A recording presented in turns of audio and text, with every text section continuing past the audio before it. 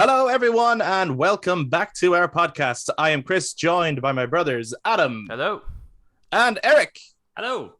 We are back in the room once more to give our take on video games. And in this week's episode, we are going to be giving our first impressions of the Ghost of Tsushima Director's Cut, which recently dropped. And we'll also be talking about some other gaming-related topics too. There'll probably be non-spoilers in terms of the extra content for Iki Island. However, in terms of talking about just the director's cut itself and any of the additions that have been added to it, as we talk about it, there might be some spoilers for the base game, given that we did play that before and talked about that before. So just bear that in mind if you've just recently picked that up, but you haven't. We might end up talking about some of the other stuff just as we're talking about the game as a whole. But we will not spoil the Iki Island thing because that is brand new. We'll just give loose non-spoiler takes on that. But if you have been playing the Ghost of Tsushima Director's Cut, we'd also like you to get in touch. And anything else that we bring up today, make sure to share your thoughts. If you're watching this on YouTube, be sure to jump down into the comments. If you enjoyed this discussion, give this video a thumbs up, hit subscribe, and click that notification bell so you know when future content comes out. If you listen to us on audio platforms, you can also touch base on social media, Facebook, Instagram, and Twitter at The Brothers Take, again, to give your take on everything we bring up today. But without further ado, let's get into this.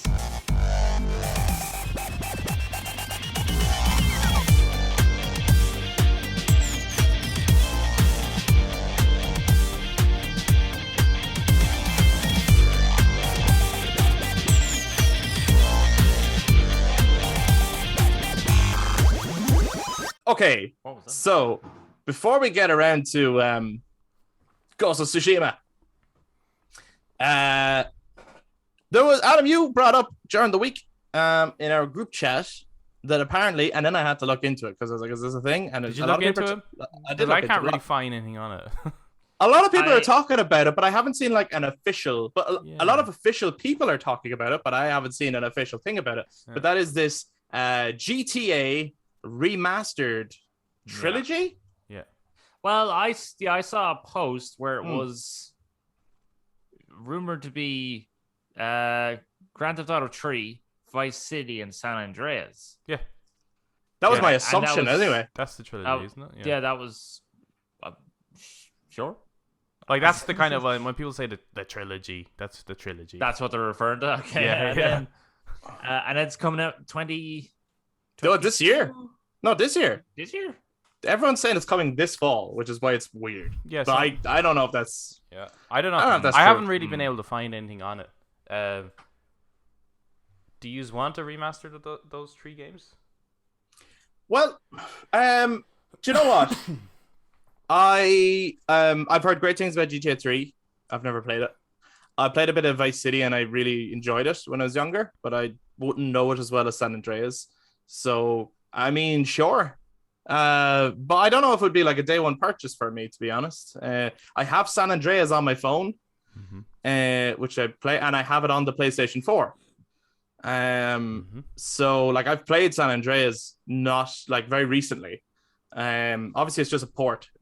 I don't know what remastered would mean for it. That's what I'm trying to figure out. Like it's like there's a lot of hype around this remastered term, but I thought you could actually play all of these anyway. I think you can. I think all three of those are available. It's not native to like Series X or PS5, but through backwards compatibility, you can play them. So, what does this remastered mean? Is it like a Resident Evil 2 treatment? Well, Resident Evil 2 was a remake, right? That can't be called a remaster.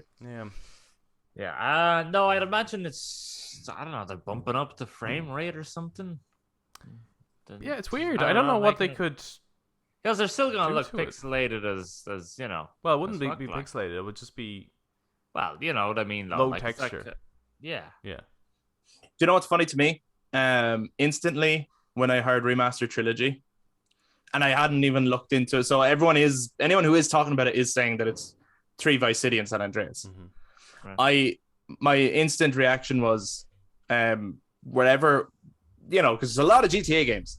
I was like, if this is a remastered trilogy, it is either 3 Vice City and San Andreas or Vice City, San Andreas, and 4. I was like, whichever way they're going, Vice City and San Andreas are the two that are definitely included. I was like, because in my mind, those are like the, and it's, a lot of people do say about GTA 3 as well. So it makes sense that that's the one that they're going to include as opposed to 4. But in my head, like those two, Vice City and San Andreas, are like the golden era of kind of GTA for people. Yeah. So I was like, and there's no doubt in my mind that it includes them, and it's not GTA 1 to 3. Yeah. Well, it's probably a lot of similarities because all three of those were on the PS2, and it's the same game engine and things like that. So there's probably a lot of crossover there. It's probably easier than having to touch on like let's build up 1 and 2 and then have to do extra work with 3, or we do all our work on 3 and then if we do 4, well that's a whole different beast. So now we have to like redo that one. And whereas 3 Vice City San Andreas, there's extra features, but ultimately it's kind of the same game in terms of how it. Do you think that runs. maybe they're going to, by making a remastered trilogy, are they going to give it all the same features? Because you're able to swim in San Andreas, right? Yeah, you can't. Yeah. You can't in 3 or Vice City, so maybe they're going to like put that. I hear what you're saying. Because it depends. Like, because in some cases, you'd go, well, a remaster usually doesn't involve adding to the gameplay or like changing the gameplay.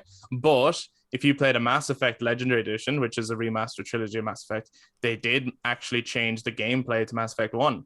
Yeah. So, because they found that when you paired it with the other two, that actually there was stuff that was outdated at this point. Yeah, I think it is. So it's possible. I think there's more. That's why I'm trying to find like what's this. Like, what does it mean by remaster? And I imagine they're probably going to change the gameplay. The gameplay is probably going to be a little bit closer to a modern Rockstar style game like GTA 5 with cover shooting and actual aiming and things like that. Because I'd imagine that, you know, although you can play those previous 3 games on modern hardware, the gameplay is not accessible because we've been spoilt with great gameplay. With modern games. Yeah. So that probably hurts their sales to some degree. Like, they could probably make way more money off of older titles if they could just modernize the gameplay. But then, is it a remaster or is it a remake then? It's like... If you do that, all this kind of... the terminology is interesting as to how you go about... I suppose, like, maybe a remaster would say it's like, we're making adjustments. We're like, but there's also a rumor, we're re-editing it, but we're not building it from the ground up again. There's also a rumor that they were redoing Red Dead 1 with the Red Dead 2 engine. As I looked into this, So they're already looking at using their modern engine on an older game. Which one would excite you more? Oh, Red Dead 1 with the Red Dead 2 engine. I don't know, actually. Like, if they were going to do a reskin of the old GTA games, like redo it in that kind of engine. Is that what you mean?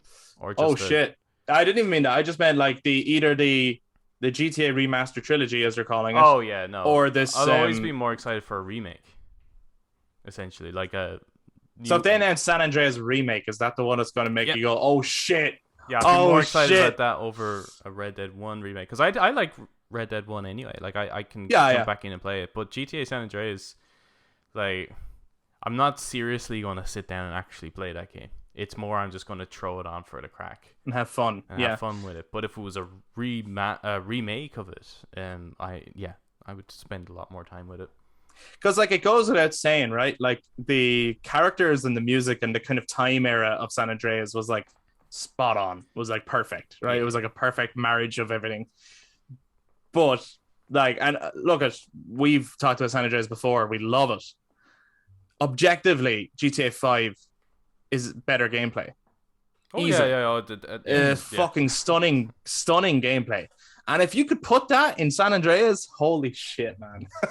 You know, when you think about it, that'd be amazing. The work is kind of done with San Andreas to some degree. Like, they'd have to do some configuration, but that is San Andreas in 5. So they have it there. It's there. Like, they just need to re-script the game, essentially. Follow the lineage of the San Andreas. How cool would it be to get like Samuel L. Jackson to come back and like re-record lines and shit, or even add new lines in, and how sick would that be? He'd probably be way too expensive now, would he? They could use the same. No, honestly, I think I would actually like an update to CJ, and some of the characters. No, because like he was fine at that time, but like I think that we've come a long way in terms of the delivery of lines and acting in video games. That I think, like even if the same guy wanted to come back, it's just that they do things differently now. Plus, I think in a similar way to what David Hayter said about Twin Snakes. Yeah. Right. Even if they didn't want to write new dialogue, even if they just literally wanted to re-record all the lines with the same actors. But I think that if you just ported the audio files from the PS2 to modern systems, I think it would sound wrong. I think you'd have to actually do a re-record. I don't know. I think could be wrong. I think the recordings for the PS2 were actually pretty okay. I get what Hater was saying about MGS1. You can clearly hear that that's compressed as hell. Yeah. Which is why Twin Snakes is a little bit jarring when you hear it. It's like, that doesn't sound like Snake. It sounds a bit weird. But the PS2 one, I'd be more inclined to keep it just because there's a certain type of charm to it. Sure. It's like, it is crap actually the way it's recorded. It's like some of the dialogue is like no one speaks like that, but that's what makes it unique. Yeah, it's in its own little world. Whereas they might be trying to like, oh yeah, we'll put a decent performance in on that, and it's like, nah, that's not here, man. That's not for here. Like, just we want crap. yeah. I suppose there is the issue of if you remake these games versus remastering them, then you're coming at it with maybe new staff, a couple of new ideas. It's like, why remake anything if you're not going to make some additions or changes or things that you could take advantage of? And in terms of modernizing these games, you could take away some of the charm that they actually had at the time. Mm-hmm. I could see some of these games, for example, there would be a great opportunity in remaking it to touch on some modern politics, but you would then be doing something to it that's like, well, this is set in the 90s, or in Vice City's case, the 80s, right? And it's like, well, so in that sense, maybe remastering is the best way of just preserving what it is, but just like giving it a little polish of some kind. But my initial thought when it was, I suppose it's not really announced till we see a fucking trailer or something from Rockstar, but if this is real, my reaction, I don't think was the same as everyone else's. And it was, we're not seeing GTA 6 for years. I saw it as let's release something to keep people. Yeah, it's Bethesda going, here's take a shot, everyone. Skyrim again, 10-year anniversary. Right? We'll touch on that in a minute as well, because why not? Because that's recent news like too. that. I think it could be, it's similar to that time when they were doing the VR version of Skyrim. Is that it's like they were just trying to figure out. We need to rename our podcast the Skyrim podcast or something. Why everything is actually Skyrim. Yeah. Because we literally can make a link to that game, no matter the topic. Give us a topic. That should be our podcast now. Use in the comments, give us a topic, and we'll somehow tie Skyrim into it. Make it as difficult as you can. Like, make it really obscure. We will find a way. Link. We are determined at this point. The missing link is Skyrim. When they were trying to do the VR version of that, it's like they had a game essentially made. So instead of trying to make a new game to try to figure out the technology, because it is just the studio trying to figure out the technology, they just they use the game they have and they build the new one. So the same again, like with this anniversary edition, it's like no doubt that they're like trying to figure out, the timing is perfect because of the 10th anniversary, but yeah, absolutely, as well as that we can now take advantage of, like, what does the new hardware do for that. So it could be that Rockstar, if it is a remake, is trying to figure out our game engine and how it works, and the best way to do that is to use content that we already have, and on the side we can make a bit of money while we do it. I think if it's a trilogy, then it's not a remake. No, it just confuses me as to why though. Why would you Why would you bother do a remaster? Or yeah, it is a remaster. Yeah, Because I think a remaster is only necessary if the game is stranded on so some it should kind be of 4, like. Right. Yeah, like realistically, GTA 4 could do it a remaster, and I'm not even a big GTA 4 fan, but it's the one that is like, it's on the PS3, and that's it, and 360. Sorry, but you can't get that on the more modern systems, and through backwards compatibility, you can't get that. Is that available on Game Pass? I don't know. It could be backwards compatible if you buy it. Or if you have the disc, but I don't know if it's on Game Pass. Yeah, maybe. But I mean, that one could probably do with a remaster. As for these other ones, because they are available, then you're like, to what extent is it a remaster? Like, what's the... Do you know what I mean? Yeah, like, the Mass Effect one made sense to me because they were on the PS3 360 era. Mm-hmm. They hadn't been remastered for this new era yet.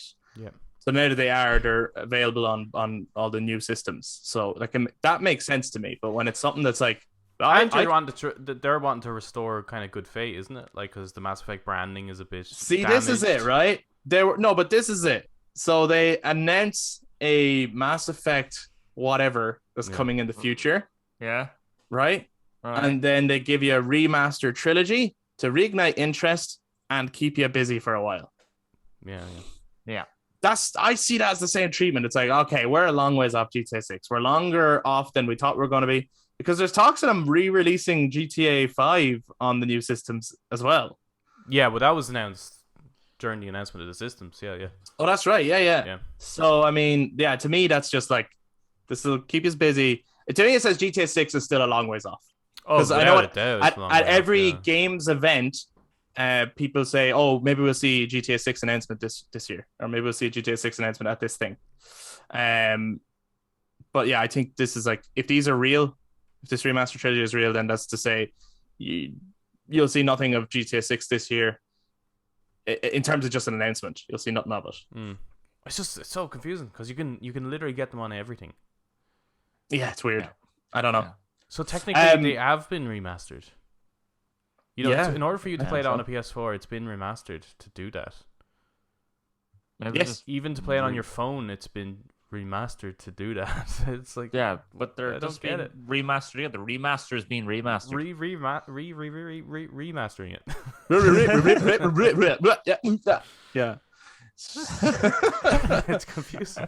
Do you know what? Well, maybe they're going, and we did mention it, and we might as well go on to it, but maybe they're going, if Bethesda can do it, then why can't we? Let's just re-release everything over and over again. Yeah, I know you were saying like a lot. I know you were. Yeah, but there's a difference between, all right, we'll use Skyrim to set the VR, right? And then going, here's Skyrim on Alexa, here's Skyrim on your eyeball, here's Skyrim on your like. I actually genuinely think, I know what you were saying, Adam, about Skyrim maybe testing the hardware, and I think there is truth to that. Yeah. But I also think there is an element of, even if there was no new console this year, they would try to find a way. Yeah, they would find a way. No, this 10th anniversary would have happened anyway, because they're like, lads, we have to. At this point, they're like, we have to. We like everyone. Like it's a joke that we keep re-releasing it at this point. It's the 10-year anniversary. It would be wrong of us in this internet age of memes and things not to do this. Which has been re-released more though, between that and GTA 5? And Resi 4. Well, Resi 4, put the I three don't of really, them up against each other. I know. Right? I've seen a couple of people complain about Resi 4, but I wouldn't really. I mean, well, Resi 4 has a longer time span to be remastered and re-released than Skyrim. And Skyrim has had more time than GTA 5. Not by much though. Do you know what it is? Not by much, but by like 2 years. I think Skyrim though has probably been re-released like every month. So it's do you know what it is? Do you know what it is? It's not which one has been re-released more. It's which one is more fucking ridiculous because of how long they've been. It's like, is GTA 5 just ridiculous at this point? And it's a fucking great game. Like, I was so surprised. Like, when I played it last year, I was like, why did I put this off for so long? And how come? And I was so surprised that it was a 2013 game. I was like, it looks so good. It looks incredible. Yeah, that was the one where Kojima himself, when they were making the Fox engine for MGS5, right? because they were like teasing Ground Zeroes at that point, and it's all out, and they thought they had the best engine ever. And then Rockstar announces GTA 5, and he sees it, and he's like, "Oh no!" Like it actually made him depressed. Like it's just seeing what they were able to achieve with this open world full of life, as opposed to this open world full of false promises, pain, phantom pain. Yeah. No, but it is like I was super impressed by it. But it's very impressive. How excited are you guys for the Skyrim 10th anniversary edition? I'm not excited, but I'll fucking get it. It's in our contract now. Yeah, I was like, oh, okay, right, there's that. But the minute they went like, because they were like, oh, here's all the DLC again. It's like, we all have that. Everyone who has Skyrim has all the DLC. What are you giving? Then when they went, and there's more, like, you get all the Creation Club stuff, which is the 500 creation kit stuff. Yeah. You get that. And I was like, okay, no, I got to get this. I hope it's actually integrated into the game as opposed to... Yes. Yeah. Because I was trying to get one the other day. Right. It was free. Like, it cost me nothing. So I was trying to click on it and get it. But the game kept freezing. So I wasn't actually able to get it. So if that's integrated in the game, yeah. Okay, I gotta be honest, I don't fully understand what that even means. So maybe explain to me and anyone else out there who doesn't know what's the 500 creation kit thing. I don't know. Creation Club it's kind of like the mods, but it works with the game. So it's like you have a bunch of modders who like created the extra stuff. So like one of them is called like Plague of the Dead, which means I think at night all these like zombies kind of come out and you can fight them. Or there's like extra weapons and armor and stuff that wasn't in the game that modders made that now is implemented into the game through like quests and stuff. And you get like extra sort of. In a way, is it like DLC that fans made? And now this edition of the game is including this stuff. Yeah. Holy shit, man. But like there are actual quests as well that people built. Like there's I remember watching this thing was like best quests to do like from the mod scene. And one of them was like this quest where it's like you're going into, I can't remember the name of it, but it's something like you go into this kind of Dunmer kind of city and you're stuck in this constant time loop until you can solve this murder. But every time you get so far, like the time runs out, so it begins again. And fuck it, there's whole games built on that. You have more information now about this quest, so you can now skip some of the things. So it's like that's what that new game 12 minutes is about. Yeah. But that's just one of the quests that was built. So I imagine that's definitely in this. But that's awesome. There's extra quests, there's extra equipment, there's extra. You can probably build fortresses or something. I don't know. The mod scene is ridiculous. So within the Creation Club, so there's extra armor, extra weapons. I think like an extra mount, extra like animal companions, extra enemies. There's like a survival mode where you have to like camp and you actually have to eat and stuff. The seasons can actually be harder. You get like a backpack to put on you. Holy shit! Gives you extra stuff. There's and then I think there's extra missions. There's extra homes, 3 extra homes. One of them's like a mage home, another one's like a Dark Brotherhood home, and another one's like a Dwemer home. That's all just on the Creation Club. So that's not even the mods that you can also add on.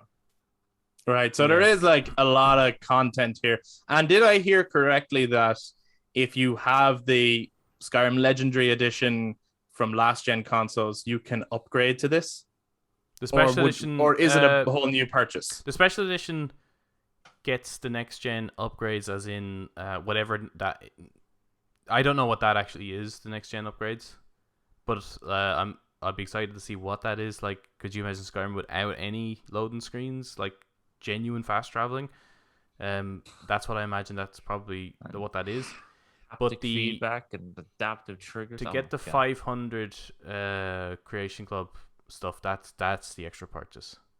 So it's probably going to be. But can you? And this will lead us on actually. But in Ghost of Tsushima style fashion, could you buy those things separate that you don't have to make your edition the 10th anniversary edition? Have they even made that clear yet, or is it a case of to get that you got to buy it? No, like it sounds as though it's going to be like Ghost of Tsushima. It's available for the whatever 60 or 70 quid if you don't have any version. If you've got the special edition, you get a free upgrade to the upgraded console version, which would be the enhancements only.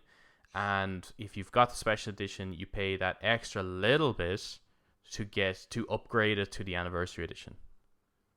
Okay. Because I actually thought that was a good system for Ghost of Tsushima in terms of like, yes, okay, if you've never played the game before, here's a full package thing of where the game is at now to pick up. Yep. If you already have it, we're not going to make you fucking buy it all again to get that extra bit. You could just pay for those extra bits. I thought it was a really good way of like, it's like you can upgrade your game or buy it all together. I know a guy who has Ghost of Tsushima and then bought for €60 the full director's cut thing. Wow. Is that because of love for the game or just a fuck up on the marketing and messaging of that? I think a love for the game and a bit of like has to have all the special stuff ever. Okay, yeah, that's fine. Yeah. Like a collector's thing almost? Yeah. Because the case looks cool. Like the golden art and stuff on it is really, really cool. We're going to get onto that. Like, I mean, I would, obviously I would get the upgrade. Well, actually, for Skyrim Special Edition, I'm not sure because the anniversary edition will come out. If you have Game Pass, you'll get it. You'd sell your cat for like another version of Skyrim. What? Like if Skyrim was like, you can get a Skyrim on your table, you'd like sell your cat for it. Just to have Skyrim on everything. Or no, they release they go real retro on it and they make a version of Skyrim that plays on a Game Boy Color. Yeah, and you're like, I play it on a Casio calculator. But if there is a like collector's edition, like the one that Eric got from the PS3, if there's like, I'm fucking getting that definitely. Oh, like a 10-year anniversary fucking box set, super fan box set. Which I'm surprised there isn't one. If there was one and it was actually different to the one I had, like a different model, I'd probably get it too. Yeah. Oh god, yeah. No, well that would be different. That'd be like, look at this fucking amazing thing, you know? Yeah, and if I had then mine came with like an artwork book. Yeah. An artwork book for the main game plus all the DLC. Yeah, and even just like notes on the making of the game and stuff, like notes from the creators and things like that. That'd be cool. Well, mine has that too, like. Oh yeah, there's little there's little notes on it. But design if it was essentially that book but extended to have all the DLC as well. Yeah. So that like you can get the idea of like they're designed for the vampires, or designed for the. And while they're at it, they can throw in those what are they called, the piggyback game guides. Oh yeah. Just throw one of them in it as well. And they're adding fishing. They are adding fishing. So there you go. So anyway, guys, let us know wherever you're listening. If you're watching YouTube, throw down in the comments. But if you're listening on audio platforms, touch base with us. Let us know. First of all, GTA Remastered Trilogy, what do you think that would be? And would you be getting it? Would you be interested in it? What would you want to see from it? And the Skyrim 10th Anniversary Edition, are you someone looking to pick it up or upgrade to it, get it? Let us know all your thoughts on it. Or do you think at this point it's are you ridiculous? Sick of it? Do you hope this is the last time they re-release Skyrim? I'm curious to know that. Or can you just not get enough of it? Let us know. I'm sad to see that the Switch is kind of being a bit neglected there. I don't think it's coming out on the Switch. I don't think the Switch can handle it. Yeah, take that. You know what they're gonna do? You know what they're actually gonna do? What's when that? They get around to it with Elder Scrolls 6. Here's Elder Scrolls 6 special, like the special edition. They always release one. Always comes with extra stuff. So it's not gonna come with like DLC or anything extra, like armor, weapons. It's gonna be Elder Scrolls 6 Legendary Edition, and you get Skyrim with it. Do you know what? That'll be the next time they re-release Skyrim. Will be to if you pre-order or fucking Elder Scrolls 6, you get a copy of Skyrim, the base game though. You just get and you know what they'll do actually with because you're just about to say GTA 6. They'll do the same with GTA 6 where next time you're on GTA 6 you get GTA 5. And when they do the Resident Evil 4 remake eventually, it'll be, if you pre-order that, you get the Resident Evil 4 original. They just keep re-releasing these games forever.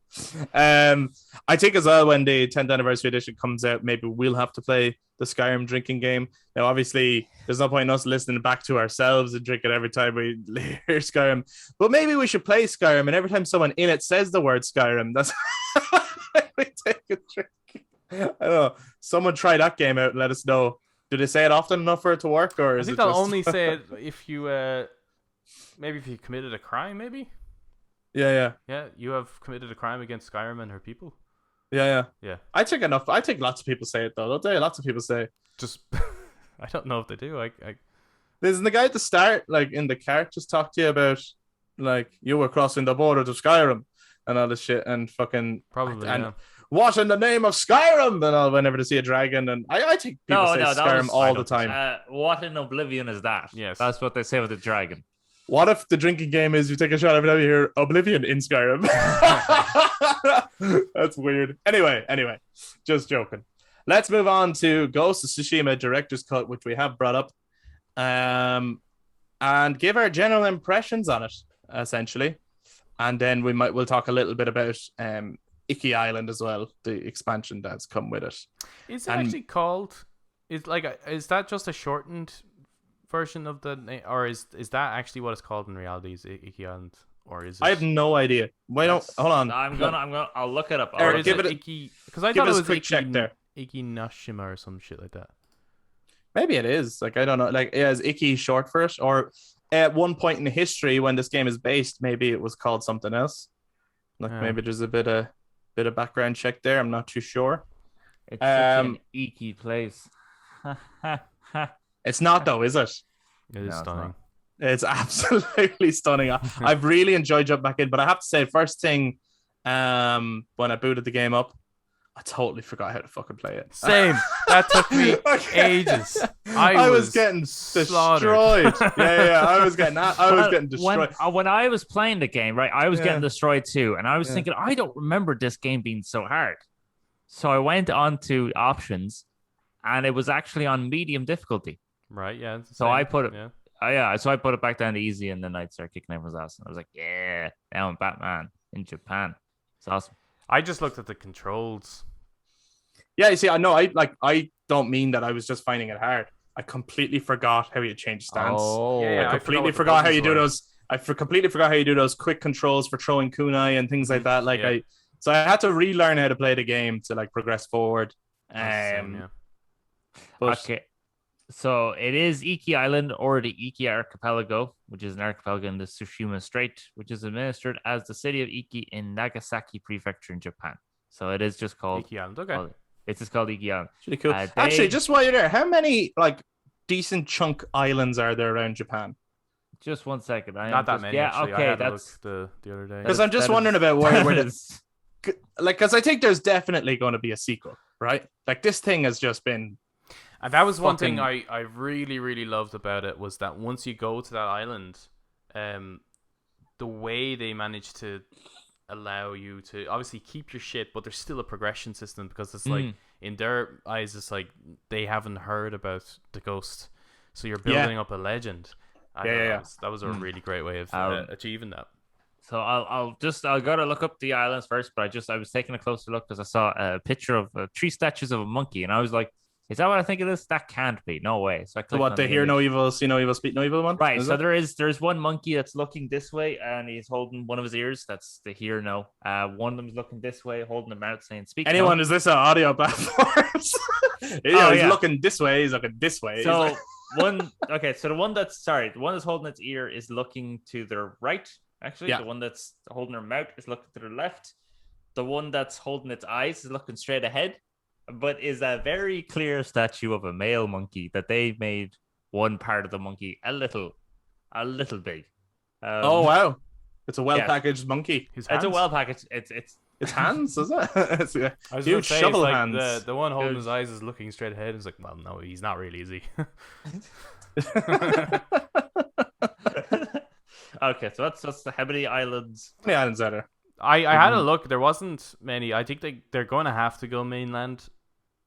But then it's like, because if you do a second one, well, they'll have you're to at least setting yourself up to, for a trilogy, right? Like Iki Island is like, as Eric says, part of the Nagasaki, let's say, region. I don't know what kind of terminology. Prefecture, part of this. So they could probably just restrict it to that area. I mean, I suppose they're not going to make an entirety of Japan. No, like they might do like. And I don't know at that time period what places were called, but say if Kyoto was a region, they might have that you're in a region or like that, Yeah, that's closed off by mountains or something, or like some kind of valley, or that could be huge. Okay. So I looked it up. Yeah. So Japan is an island country. Yes. Yeah. It's made up of islands. Yes, which has nearly 7,000 islands, including 421 inhabited remote small islands. Oh, there's gonna be so many games. So many Yeah. DLCs. Yeah. Holy shit, this is gonna keep going. Yeah, I don't know if any of them are quite as large as that though, are they? The Tsushima and Well, Iki there's still Island. so there is still the big huge one, but yeah, there's a lot of islands. I think mainland Japan is that like 2 or 3 islands. Yeah, something like that. They could do a thing either where like some of those smaller islands, for example, Are all one game where you go to all the different ones? like if you end up with a thing where it's like you actually get a boat and you can travel between some of the islands, and your map is like a couple of islands and there's this different stuff happening on each of them.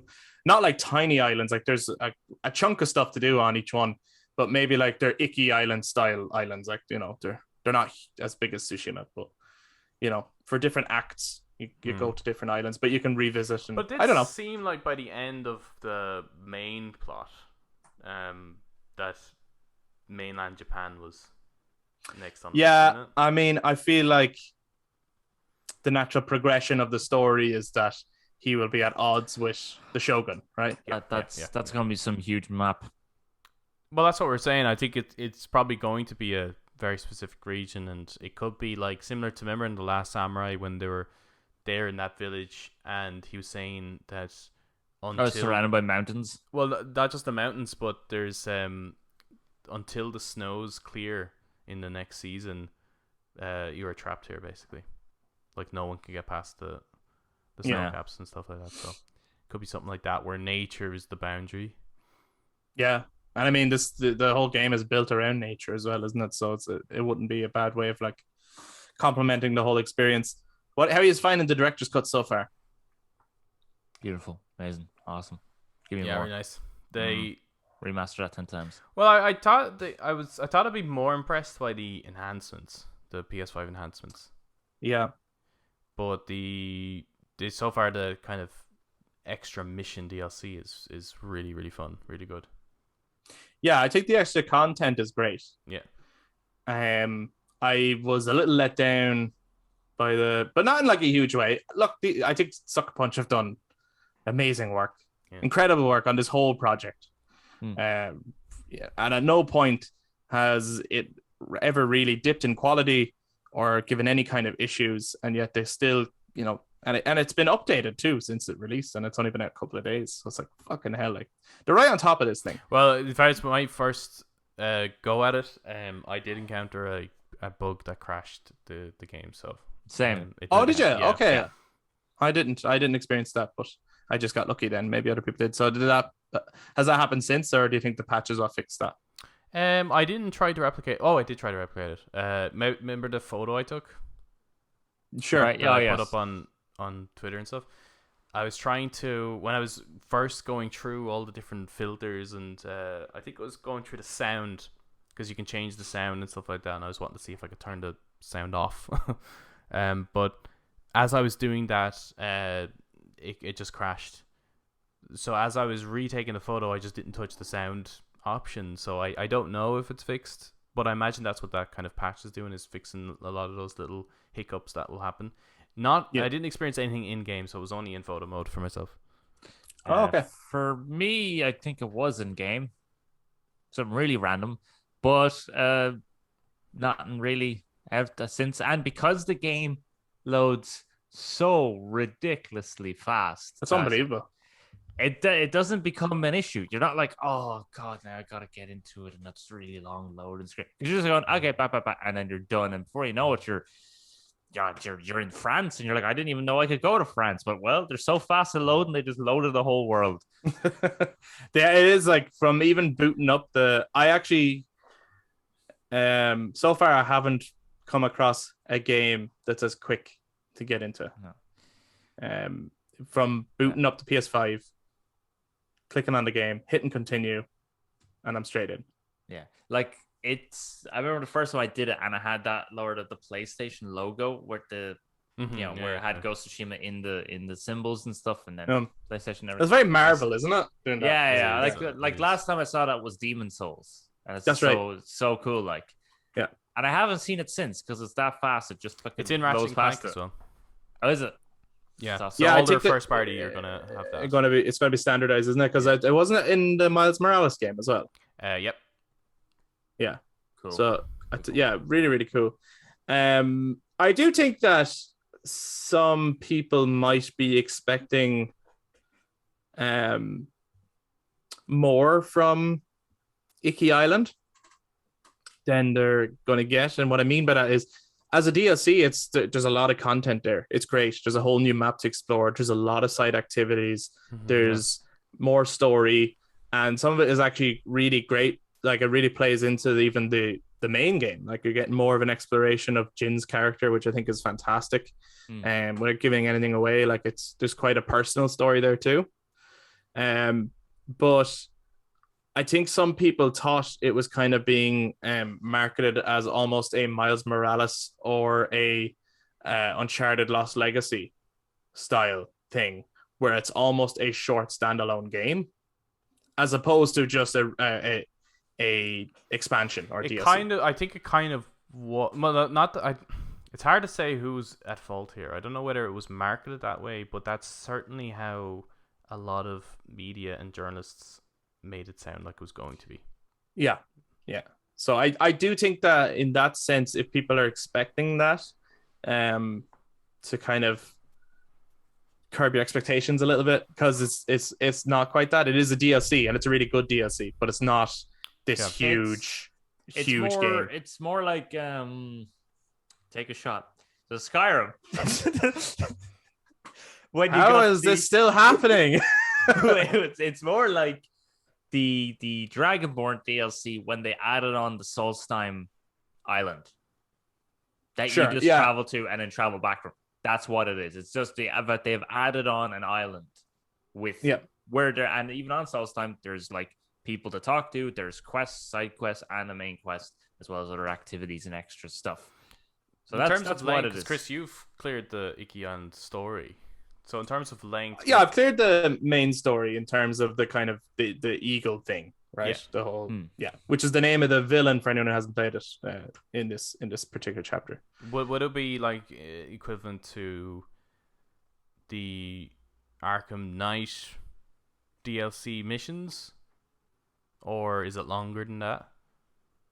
I think it's longer than that, because I think the Arkham Knight DLC missions they're quite short, to be fair. No, I think it's longer than that. I'm trying to think of like a good comparison in terms of length. Would it be like the half of the first act maybe in length? Yeah, probably like half an act of the actual game, maybe. And as well, the thing is like I did do some of the side content as well. I didn't just push on at the story, but I kind of got to a point where it was getting kind of really exciting for me and I wanted to push on. What I will say is, though, I didn't realize the final mission was the final mission in terms of that. It's not like when you do it, they're going to kick you off Iki Island. Like, so I can still explore it and still do the side stuff. But I didn't realize it was the final one. I felt like I was getting close to it, and I kind of thought, oh, this is probably like the penultimate one. Something's going to go wrong, and then we're leading up to the final. But before I knew it, I was like doing my final boss fight, and I was like, oh, this sprung on me all of a sudden. I wasn't expecting this. So, but there was some still really, really great, cool moments in there. I will say that I really like when we were talking about Ghost of Tsushima before, one of the appealing things to me was that it was actually a superhero origin story. It was actually Jin Sakai becoming way more Batman. It's really Batman. So the villain is essentially Scarecrow. Very much. And is spreading Scarecrow gas all over Iki Island. That's sort of the threat. And I was like, this is fucking great. I like, it's maybe a bit bonkers, but it's awesome. I really, really like it. How do you feel about the shamans, which are a new gameplay mechanic, and they're introduced in the very first fight? I thought that was cool. Yeah, I thought it was really a really great way of introducing a new element without it feeling like, when they start adding new enemies, generally they always feel a little bit out of place. They feel extra, whereas this is just like, okay, just the other enemies now have kind of like this. They're a little bit more enhanced, nearly, aren't they? They're just Are they in a berserk? I don't actually know what's the difference because I'm still fucking them up. So I think they have just a tiny bit extra health and they do more severe attacks. And they block. They do, easier, and they block easier. Yeah. It's very RPG, I suppose, but the shaman boosts the morale of the troops. With their chanting. And then they have two other enemies as well. One of them has like the double-ended spear. It's like fucking starts dart mauling the shit out of you. Yeah. And then another enemy has every weapon and keeps swapping between them. Oh, I noticed that. Yeah, they're like miniature Koten Khans, right? Yeah. So when they change stance, you have to change stance. It does shake it up a bit. Yeah. There is a bit of you mentioned Batman. There is a bit of an Arkham-ness to it, even though it's not the typical copying. Like, it doesn't feel as much like Arkham gameplay as, say, Shadow of Mordor. But there is a thing of like, that enemy does this thing, so I have to do this thing, and now I have to swap it up because of this enemy, and I have to keep my combo up to get my like ghost stance and things like that. Like, it's quite. And in its storytelling, like, I think they've upped their storytelling with this one. Yeah. Like, I think the way they're telling the story is much better because the story is now being told not just through cutscene but through the gameplay. Like, there's moments that I've come across where I'm like, is this the actual place where you discovered this? Because I feel like I just discovered this, but it's like, it's a story element, or is it that at any point I will come across this little moment, or is it? I know exactly what you're talking about. Yeah, and I'm like, how are they doing this? Because it feels a little bit like the way the Joker is implemented in Arkham Knight. It is a bit like that. Oh yeah, and it's pretty good. And I really like. Oh man, I'd love to go into the spoilers, but I really like that. I really would, because there's some great shit in here, man. Really good. Like, it's a really great continuation of Jin's story, but I really like as well, like, there's like random moments like you're talking about where like I jumped at one point and he didn't stick the landing, and then something happened right, because I didn't stick the landing. Yeah, it's weird. Like, it's hard to know. Like, is some of this like scripted in, like, or like if you find, like, I will say that if you're like riding around Iki Island during the main story, and you should do it during the main story, and you might find like random occurrences of violence or random objects on the island, you should get off your horse and interact with those things, and you get great memories or kind of I thought the past memories like integration was a nice way of doing the whole collecting banners. Really cool. There's other than just being a completionist, there's another objective there, which is to see out his past and stuff. Yeah, I just think the writing and storytelling is much better. They do have banners on the island to collect, but they're a lot easier to find because you can hear like the ringing of their chimes. Yeah. Which is like, so that's kind of nice. So when you ride by, you can hear them and you get off and kind of search and stuff. Yeah, I haven't been really able to do the main story because I'm so distracted with trying to like do everything else. I'm running towards it and it's like, oh, there's a bird. Oh, okay. I just love that shit, It's one of those hold up a minute moments. Yeah. It is, and it has some one of the best kind of side questy stuff I've come across in the game. You know those statues? Have you found those statues and it would say like Ito statue or something like that, and they look badass. Do you know what to do with them? Because I haven't a clue what to do with them. No, I think they're just cool statues. I don't think you do anything with them. Because when I go into exploration, it will say 0 out of 3. So there's definitely something to do with them. Oh, well, now I'm going to be fucking trying to do. I tried bowing because I saw Eric's message about that, and I was like, I didn't think you had to do anything. So I tried bowing on both sides of the statue. And no, nothing happened. So, but there was the one I found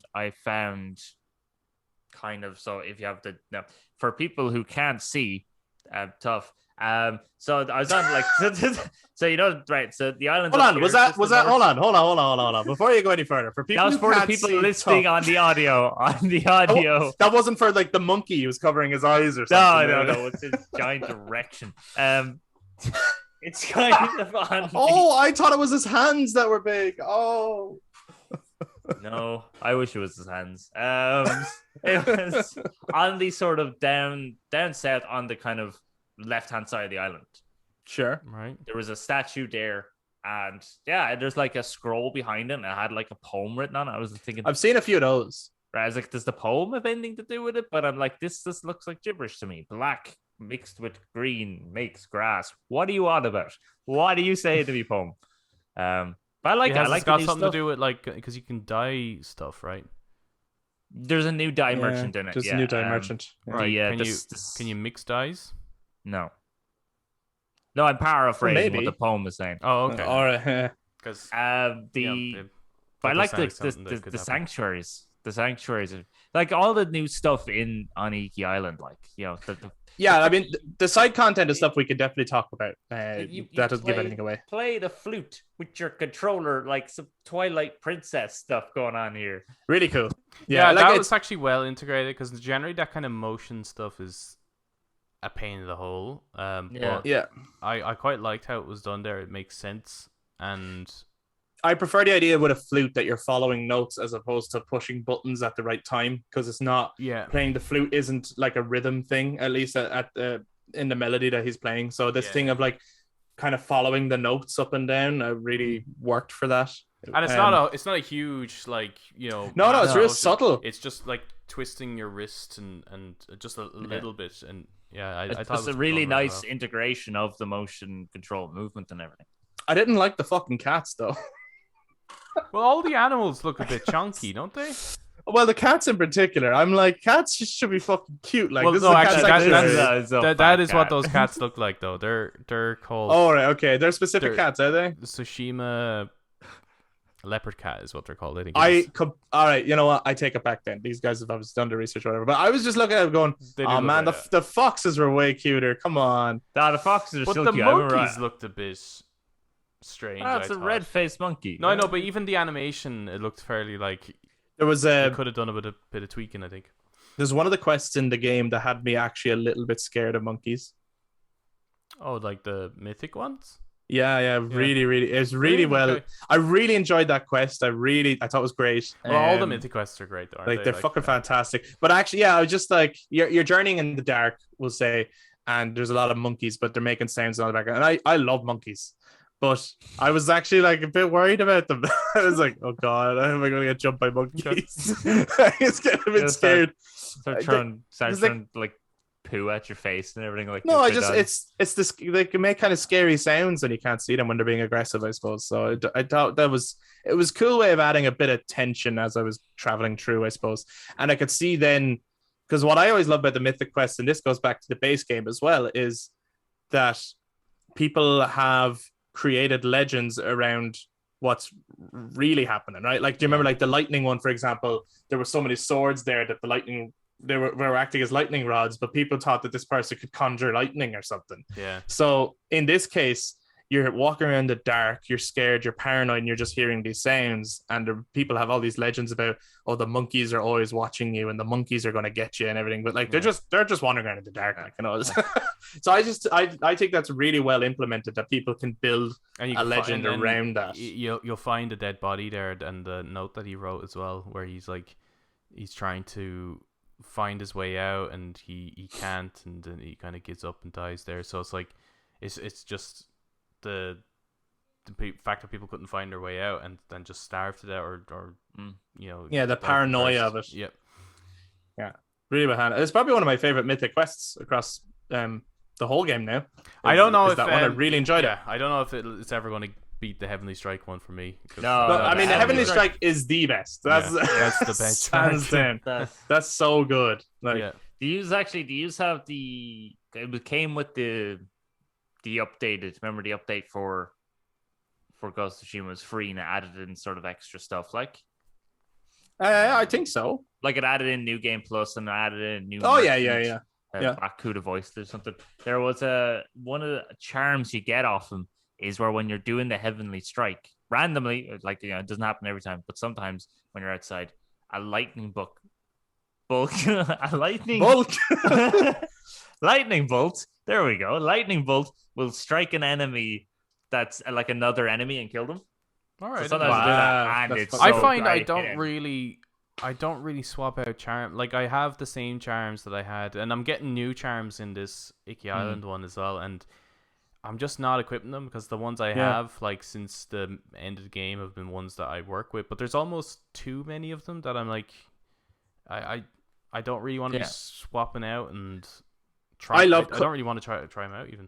I love customization in RPGs, but generally once I find a layout that works for me, I stick to it. Even though, but I suppose that's what I love about it is like I had the option to make the character how I like them and then leave them alone, how I like them.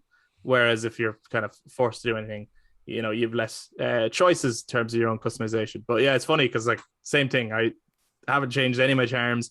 I don't even change my attire. I'm like so fixed on, and it's not even like the best armor, but it's just this thing of like, I just love I'm not even like approaching it nearly as like, well, let me game this for a second and wear my best stats. I'm just like, I just love the world and mythology of this, that I'm like the ghost of Tsushima is a wandering Ronin and he's got his black hat on and he's got a bandana and no one knows his real name. And, you know, I just think that's so cool. One complaint I have about the layout of some of the Iki Island combat scenarios, I think there's not great opportunities for the stealth approach. I've noticed that.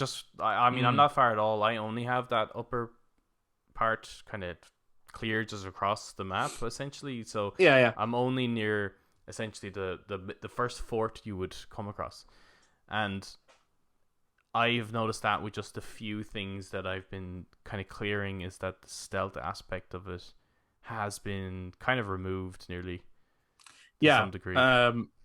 So I mean, I don't know why that is. Maybe, you know, I mean, there's plenty of it in the base game, so maybe there's just other things that they wanted to explore on this island. But I particularly like the stealth scenarios because I remember when we were first talking about Ghost of Tsushima, and I was like, I wasn't too impressed in the beginning. Now, when the stances and all open up, your combat becomes fucking great. But in the beginning of the game, I wasn't too impressed until I got that stealth kill. Yeah. And as soon as I could do that, I was like, I'm in my element. Like sneaking in the bushes and taking out enemies and learning the patrols and climbing on the roofs and becoming a fucking ninja. Like, it was so cool. So a little bit not disappointed because I've really enjoyed the whole thing. But I do. There's some scenarios where I go in trying to stealth it, and I'm like, there's nowhere to hide. So how am I supposed to stealth this? Like, I actually can't. Yeah. So that's all. Because I do like to try and like strategize like who especially I should take when out you haven't first. Played it in ages and you're. That's the other thing. Yeah, it's like, man, I'd love a chain assassination right about now, but because I completely forgot about like getting a good Heavenly Strike, and I forgot about the the shoulder button one where you do the strike one. I forgot all about them, and I'm still not quite quick enough to be able to. Like I used to be able to quickly swap between throwables, bow, my pipe, and stuff like that. Like. But now I'm like getting caught. I'm struggling to fucking change stances now. Like, it's gonna take me a bit to. That's probably why I'm doing more exploration and just taking out small groups of people as I come across them, as opposed to jumping in and going for the big territories, because I need to get back into the swing of it. Which is kind of cool, and in a way, because it's actually thematically fits with the story a little bit. That he's kind of losing it a bit. So it's kind of cool. But yeah, I'm really loving it makes me more excited with what they could do with the sequel. Yes, and I think there's some stuff in here that's a kind of a show of what's to come. Nearly. Yeah. But I'm also surprised at what they explore in this expansion, given that I'm like, I would have thought some of this stuff would have been the sequel. Main one, yeah. So I'm actually quite surprised with how much they've, which says to me that they're definitely going to push forward with Jin Sakai's character. If anything, taking this all together now, maybe the Ghost of Tsushima director's cut is a case of Jin letting go of the past. And so now it's all going to be about moving forward with his new identity. Because Yeah. they've And touched partially as on a well, lot 'cause, of like, that stuff from was his past. the naming of this kind of confused people, right? It's like director's cut. What the hell does that mean? You know, in terms of a game. But it is quite likely that there's such. I was really surprised with how story heavy this is in terms of the character and exploring his past and stuff. It's very likely that this was content that they wanted, not necessarily the island and the villains. And all No, that, sure, but I get what the you mean. story beats were probably wanted in the main game, but didn't have a place for it. Yeah. So that probably is the director's cut in some degree. There's some amazing imagery that I can't go into because of spoilers, but I just fucking love it. There's some stuff where I'm like, that's so fucking good. And it's like subtle and they're not like pushing it in your face, but if you just look at it and have a think about it, you're like, there's just great fucking imagery going on there. That's just fucking badass. It's like, it's so artistic. This game is so artistic. And I mean that for Ghost of Tsushima in general. Like, it was such a artistic expression, true and true. And like, man, it should have got Game of the Year last year. Yeah, really, I'm not totally bummed about it. Last of Us Part 2 was an amazing game. I really believe that. But there's just so much more here. That's what it is. And the story only got better as it went on. Like, it started really fucking run of the mill. Yeah, it is. Yeah. And it only got stronger Yeah, the whole way along. For me, at no part in the game of Ghost of Tsushima did the game feel like it was dragging on. For me, Yeah. like I thought they balanced everything quite nicely. Like if you just got on with the story, no story felt useless to me. Well, the way they've divided the island as well, right? So it's like it starts big, it starts to get a little bit smaller, and then it gets really, really small. That's how you would progress a flow of a game anyway, right? Like even if you were trying to write a script for a film, right? It's like you've got all this character building stuff that's kind of takes a while, and then you get this midpoint that starts to escalate the story a little bit, and then you get to the climax, which is quite short, but it's like that's the satisfying bit. That's like the map. Like they've divided the map in terms of like but then when it comes to like The Last of Us Part 2, there's points in that game where I'm like, wow, this gameplay is really dragging on. Sure. Okay. Yeah. That's what I was kind of getting at. But yeah, great game. Look at that bit, like even when Iki Island first properly opens up to you, right? I think it's when you're at that campfire, you wake up at the campfire with your man, and then you walk out, and there's that rainbow of flowers. Oh, it's gorgeous. For like a mile. It was like, oh my, yes, this fucking yes. It's like it's like in a year and a half, nearly 2 years now, of not going anywhere, of not seeing the world, of not traveling anywhere. Yeah. Having a game like this where it's like, I feel like I'm in a different world, even though it's on Earth, but I feel like I'm in a different place now. And yes, there's horrible shit in terms of like the violence of war and everything like that. Just the beautiful nature that they've shown in these games is fucking amazing. I don't know why I'm saying these games. This game, I mean, but I suppose in a way, Iki Island is kind of like a very small mini game. In its own right, it does have its own arc, is what I'm trying to say. I'd love to get back then into the Legends. It's playing. It's going like I'd love to listen to your man Gyozo talking about the ghosts. Yeah, what a wonderful addition as well. That's the other thing. Like if I actually feel that some of the stuff from the multiplayer from Legends, there's a tone has dripped. It fits. Yeah, it does. Like if not for some of the visuals, definitely even things like I think the shaman is a real Legends thing. Do you know the powerful, like I think there's one of the enemies in Legends mode, murder of crows, isn't it? They summon crows to attack you. Not just that, there's these characters that they power all the enemies around them, and you gotta kill them first to weaken the enemies. That's essentially what the shamans are. And so they add this kind of strategic thing of like, I gotta try to take them down first, otherwise these guys are all gonna get fucking on top of me, like, you know. There's definitely I felt that too as I was playing. I was like, this tonally and gameplay wise feels a lot like the multiplayer. Was there any PS5 enhancements that stood out to you, or No, probably just the playing the flute. Flute and some of the vibrations. Surely that's like in Well, the PS4 version as well. So Yeah.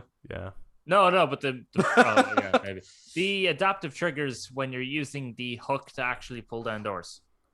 Yeah, I kind of wish that was That kind of vibration. yeah, so you hold R2 to hook Bring the onto the thing, rope, yeah. and then you pull on L2 to pull on the thing.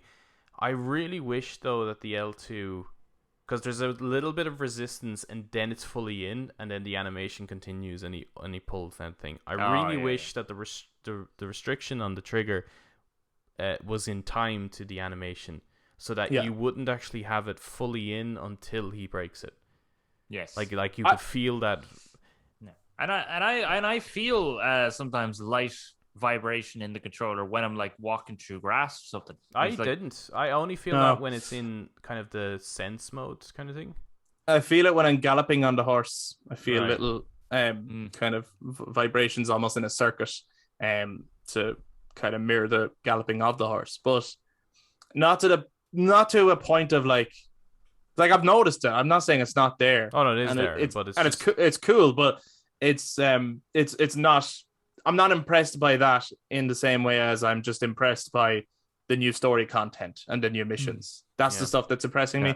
That other stuff is just like, yeah, cool, that's there. I'm firmly of the belief though that we won't really see great use of haptic feedback, and everything that the PS5 is capable of doing. And like in some cases, we probably have seen it, but until a game is built from the ground up purely for the PS5, I don't think you can like PS5 a game that wasn't built that way. I think you can only add little bits. I think you definitely could. It's just I actually think as the console progresses, we're going to get less of it. Actually, you think so? Yeah, just because that generally happens. Like it happens with the PS4 as well with its features. Okay. Because the thing is that the haptic or the restrictive trigger, for example, right? It, unless done really, really well, unless the game is designed around it, like it works really well with bows. It doesn't really work that well with guns so far. Like, I mean, it works a little bit, but sometimes it can just get in the way of the gameplay, and I can see game devs just ignoring it going forward. So I think like now in the early stages is the time to take advantage of that stuff before everyone starts to get really used to it, and it's not new and fresh and exciting anymore, and that's when the game devs will actually start ignoring it. See, I think we're going to see the best use of it probably next year or the year after, and then I think you're right, it probably will die down. But I don't think they've used it yet. Do you know what I mean? Apart from say Astro's Playroom. Well, Ratchet & Clank actually does really totally really good job with it. Well, that's one example that, like, I haven't played it, but that's what I was saying. Like, there probably are games that are doing it, but I think we're going to see more of it next year. Like, I do think some people will push it. I think Horizon will. Then it'll. I think Horizon will take good advantage of it because Guerrilla tends to. Like they were on board with the 3D, for Killzone 3. They utilized the touchpad for Killzone Shadowfall. So I think they will use it. I don't think God of War will. Maybe. As much as I really want them to, because I think that's a game that would work really well with the haptics. Could you imagine? Especially with the axe. You throw the axe, and then the minute you catch the axe, the right-hand side of the controller has a vibration. Like a quick... Yeah, you would, like, they could find really great ways to take advantage of it. So I'm a little surprised, considering how nature-driven Ghost of Tsushima is. I really thought that would have been translated more into the haptics, where you would feel around you. Maybe it would have been just a sensory overload, though. Maybe that's why they didn't, but... Possibly. See, I think the one to look out for in terms of sucker punch, this is why I think it'll get better before it gets worse. not worse, or it'll be used a lot and then it'll be right. That's kind of we've outdone it. Yeah. Or there's nothing more we can do with it. I think Ghost of Tsushima 2 will use the fuck out of it. Okay. Because it'll be built from the ground up and they'll be working that in. And they're like, right, we have a new story, we have a new map. There's not many new mechanics we can add. We'll probably add one or two things. Yeah. But this can make the experience really new and really special. Like we used the shit out of the touchpad the last time. We used it in a way that no one else was using it. Mm-hmm. So now let's use the fucking haptics to really engage with the world. But I think that's why it has to be from the ground up. Like I think that's why the most adaptive trigger part of this game was using that rope thing, right? In a way that's only done on Iki Island. You don't use it in that way on the mainland. No, yeah. Because they had just made Iki Island with this in mind. So I don't know if you can like really get the experience by going back to something that's already made and just adding it in. Well, I think what I meant was though the triggers, right, that there's not much you can do there, right? There's the bow essentially, and that's pretty much it, and anything that requires some sort of pulling.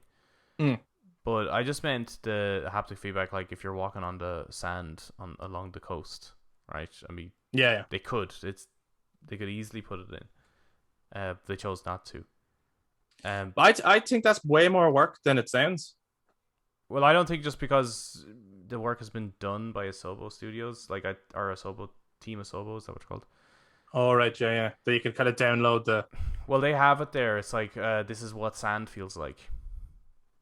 Apply it. So when character walks on sand, apply said haptics. Right, it's been done already. So, and they could tune it there. They could go, well, maybe that's just a little bit too much, so we could bring it down. So yeah, I was a little disappointed by that, and the overall presentation of the game. Like, I don't think it's any better necessarily on how it looks and performs in comparison to the PS4 kind of backwards compatibility update that it got up with the PS5, right? Because with the PS5 version or upgrade, or Jesus, the terminology is here, because there's now 3 different fucking versions of Ghost of Tsushima when you think about it. There's it on the PS4, which I think it's 30 frames and it's like 1080p. Then you've got the PS4 version enhanced on the PS5, which is a almost 4K version, 60 frames per second, and then you've got the actual PS5 upgrade, which is 60 frames per second, 4K. And it's like that. It performs and looks quite similar. I haven't really noticed anything different there, except for when you get into cutscenes. And the cutscenes are 30 frames, and I think that's very noticeable. Mm-hmm. Yeah. Okay. Yeah. So I think if anyone was thinking about getting it, I don't think the PS5 enhancements is the selling point. If you're really interested in the extra content, Iki Island, etc., that's what you're buying. Yeah. Otherwise, I'd agree. And actually, that was the next question I was going to ask, because it's a very non-spoilery question. Would you recommend the Ghost of Tsushima Director's Cut to someone to buy? Eric? As in the whole package, like the 67. Well, whatever way you want to take that question. I will take it with a pinch of salt. Here you go. For those listening on audio platform, I did that salt meme where the guy, like, I don't know, doing like a swan with his arm and he said sprinkle. Anyway, doesn't matter. This has just becoming like audio jokes with Eric Maguire.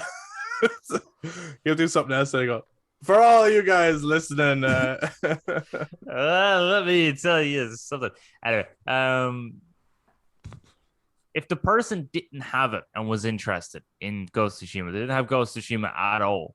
Yeah, I'd say, just get the director's cut, because that comes with everything. That's the equivalent of getting the Legendary Edition, or even take a shot, Skyrim's Anniversary Edition. All right, that's what that is. For those listening on audio platform, I was laughing there. For those who already have Ghost of Tsushima, I mean, yeah, you might as well get it because you get the Iki Island DLC, the expansion, which is no different than with like The Witcher 3, if you already have it, like the Blood and Stone and the Blood and Wine and Heart and Stone DLC expansions are really good. And if you really like the game, you might as well get it because it's more of what you like and what you love. So, because Iki Island is a great expansion. Excellent. Adam, would you recommend the director's cut? Yeah, absolutely. If you're into Ghost of Tsushima, definitely. I don't know which version though, because obviously you can get it cheaper if you have it on PS4. So I kind of now understand some of the criticism around that 20 quid and 30 quid price point. Yeah. Because I don't know now if those PS5 upgrades are actually worth that extra tenner. Mm-hmm. So if you're not really that bothered by PS5 enhancements, you could probably save your money and it'll still work on PS5 anyway. Yeah. But I mean, I think it was kind of worth the 30 quid anyway. Like even if it was 30 quid across the board, like both on PS4 and PS5. Yeah. The expansion itself. But yeah, the pricing is a little that's questionable. I think it's why is there a difference? Really? Yeah. Okay. I absolutely would 100% recommend Ghost of Tsushima Director's Cut to anyone who does not have Ghost of Tsushima. Regardless of whether you're interested in it or not. I would just tell you should fucking 100% play it, and if you're going to get a version of it, then get this fucking one because it's got extra content. And I have to say as well, there's some new bits of music on Iki Island that are fucking amazing. I had to pause last night playing, and I was just like, "This is so fucking good." And Ash was sitting there judging, blown away. Yeah, a little bit. So I 100% recommend this game to anyone who plays games. It's fucking incredible.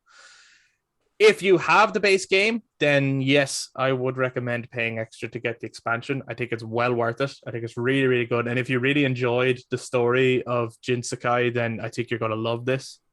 I think it's a really great exploration of his character and more of the mythology of his backstory. Mm-hmm.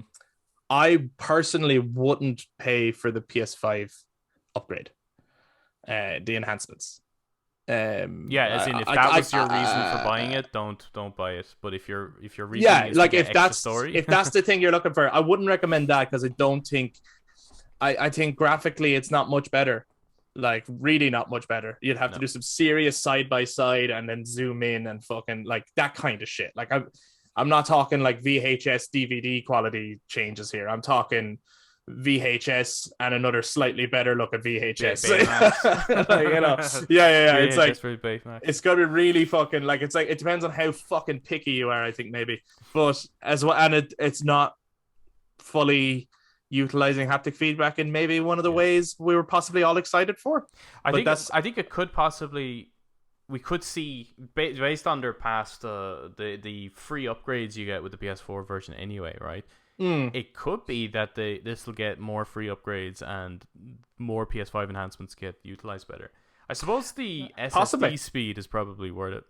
Like the loading speed is the speed of the game is ridiculous. But like the speed of the game was already ridiculous. You know what I mean? Yeah, it's like, I mean you're not suffering. You're not suffering. What I mean is like if there's anywhere to save money, I would save money there. Yes, that's what I mean. It's going to make every other game feel like a goddamn slug. It's like this is the spider of the video game world. It is just so fast. It's ridiculous. Every other game is just going to now. You're going to be like, Jesus, this is taking a long time, and it could only be 2 seconds of loading screen. Like, but you're like, oh my god, this is so slow. Yeah, oh my god, take forever. Actually, I have to say, I experienced that with this. With Ghost of Tsushima, I was like, I went to fast travel and it was just black for just 1 second longer than it should, and I was a bit like, I wonder why this is not loading as fast as it should, because Spider-Man loads insanely I've heard fast. that. Yeah, Spider-Man's ridiculously fast as well. Yeah, it's another good one for speed. I I'm gonna think be so spoiled. it's not that it's better or faster than every other game out there. It's now up to the standard of a modern SSD game. And every other game needs to get on it. Yeah. That's what's going on. Yeah. But anyway, guys, those are our thoughts on Ghost of Tsushima Director's Cut, our first impressions. I hope people don't take a negative impact from that, actually, because generally I think we're all really, really happy. I'm loving it. I mean, I'm only loving it, like, so. First 20 minutes in, maybe, but it's fucking, yeah, I'm loving it. I can't wait to get back into it. Yeah, and there's some great. I wish we'd shut the fuck up so we can play it. We will. We're going to now, but there's some great characters in there too. And maybe I'd say by this time next week, actually, we probably will have finished the main story because it is quite short. And so a spoiler talk on it might be our next topic, as well as some other things. So do keep an eye out for that. If you enjoyed this video, guys, if you're watching on YouTube, then please do give us a thumbs up. Hit subscribe and click that notification bell, and make sure to jump down into the comments yourself. Let us know, have you gotten it? Have you been playing it? Have you been enjoying it? What do you think of Iki Island? And if you haven't got it yet from this conversation, do you think you're going to get it, or what are your reasons that you're not going to get it? Do let us know. And everything else that we brought up as well, like GTA and Skyrim, let us know all your thoughts on those. If this is on audio platforms, you can also touch base on social media, Facebook, Instagram, and Twitter at The Brothers Take. And please give us a follow on all those as well. We'd really appreciate the support. Thank you very much for listening, everybody. We'll be back to talk to you about more video games next week. Bye-bye.